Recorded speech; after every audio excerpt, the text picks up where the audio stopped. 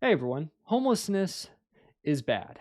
But as a wise man long ago once said, it's not life that gives you lemons, it's the friends we've made along the way. Let's talk about Emperor Norton, also known as Joshua A. Norton, who was born in 1818, February 4th, in the UK. And then he moved to South Africa, at least from what I can tell, for a while of his life. And then either before he left for San Francisco or in South Africa, he got a bequest of $40,000. A bequest is basically you get inherited $40,000 probably from someone who died in your family. That's a loved one, or like basically just a will, right? And so he got $40,000 and went to San Francisco in 1850. All right.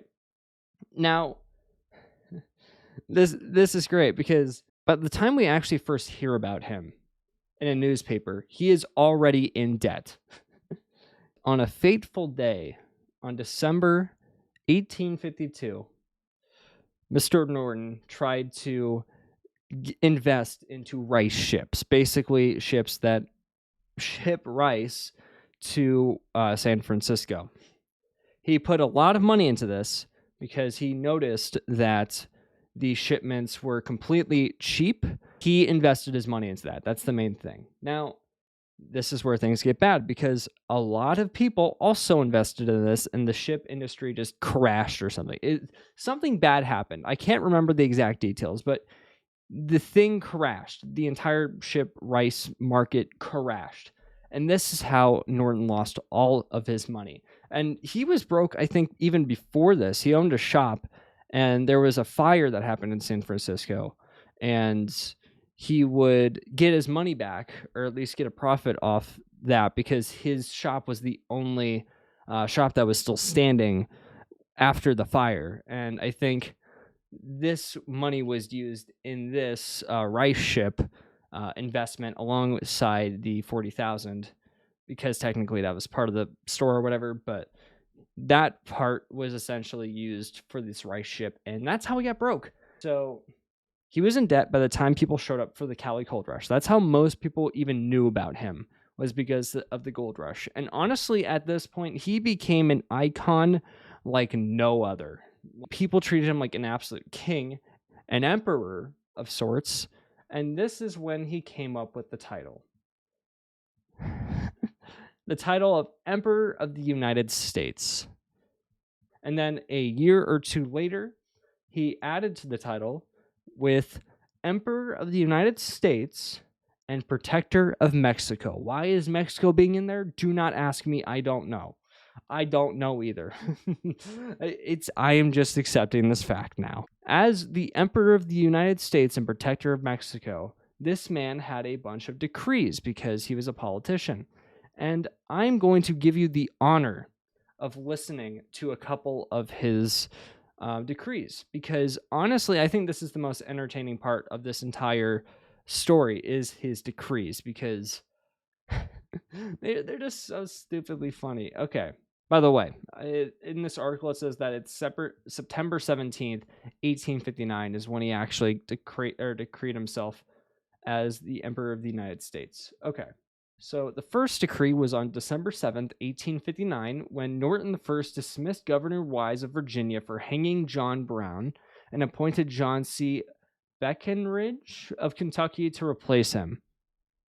No, by the way, no one's listening to him. No one gives a crap about him, honestly. So it's even funnier when he just makes these up. Okay, this one's my favorite. Honestly, I think this one is... This is my favorite decree. On July 16th, 1860, there was a decree from Norton I that he wanted to dissolve the United States of America. He wanted to dissolve the United States of America. Why did he want to dissolve it? I don't know. Do not ask me.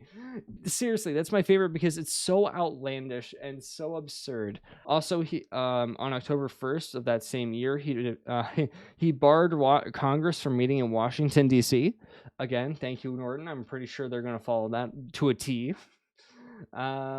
Let's see. There's some of these I'm skipping. It's just because it's like you can't top dissolve the United States of America, but it's certainly there's certainly some that can get up there. Okay, this one's also very good. There's a decree from him that dissolved and abolished the Democratic and Republican parties because of party strife now existing within our realm. He said within our realm. You can't make this up, man. I mean, he was definitely generations ahead, because nowadays Democrats and Republicans are very split. So that makes sense nowadays. I don't know why he did it back then. They were definitely more united than it was now. But hey, within our realm, hey, Norton was listed by the census taker with the occupation of emperor, living at 624 Commercial Street. I'm not joking when I looked this up on stream. I'm pretty sure it was a bench. If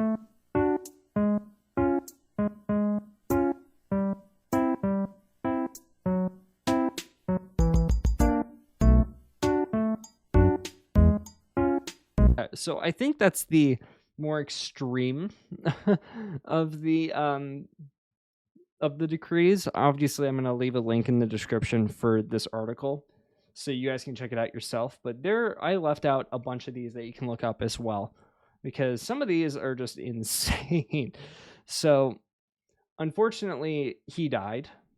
It's unfortunate, but he died on January 8th, 1880. He dropped dead on California Street at Grand Avenue. He was on his way to a lecture, so highly unfortunate. He was buried not once but twice. Firstly at the Masonic Cemetery, and then he was reburied in Woodland Cemetery by the citizens of San Francisco. And then, I'm not joking, on January 7th, 1980, the city marked his 100th anniversary of the death of its only monarch. Sorry, let me rephrase that. It celebrated its only monarch for its 100th anniversary. You don't hear that often, do you? He died twice. Sorry, he got buried twice. He didn't die twice. But honestly, he was a very humble man. People talked to him, and he was a very polite and amazing man that, honestly, I think was the reason why he was treated like a king, was because even though he was homeless and wasn't very much in the right circumstances of life, he still treated everyone around him like kings, like him, and people responded by treating him like a monarch, like the only monarch in the entire city of San Francisco. Yeah, I mean, there's not much else really to say. It's just that it's a very funny story where this guy just